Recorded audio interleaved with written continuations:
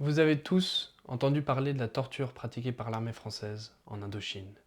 Mais ce que l'on sait moins, c'est que des Français l'ont aussi subi. Et cette histoire porte un nom, Georges Boudarel. En 1948, comme beaucoup d'autres, il part en Indochine où il commence comme professeur de philosophie. Puis très vite, il bascule et s'engage du côté du Viet Minh au nom de l'indépendance. Et le moins que l'on puisse dire, c'est qu'il ne fait pas les choses à moitié. Proche du Parti communiste, Boudarel devient instructeur au camp 113.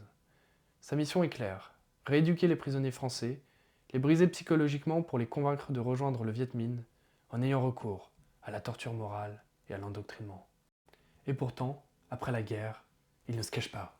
En 1966, Boudarel rentre en France. Il entame une carrière universitaire, enseigne à la fac et publie plusieurs livres sur l'histoire du Vietnam. Mais en 1991, tout bascule. Lors d'un colloque au Sénat sur le Vietnam, Jean-Jacques Beuclé, ancien prisonnier du camp 113, se lève. Il désigne Georges Boudarel, l'accuse d'avoir été commissaire politique et d'avoir participé à un système de torture psychologique. Puis il lâche une phrase qui glace la salle. Boudarel a du sang sur les mains. Les plaintes s'enchaînent. Cette fois, il semble condamné. Mais un texte va le sauver. La loi d'amnistie de 1966, qui interdit aux tribunaux de juger les faits commis pendant la guerre d'Indochine.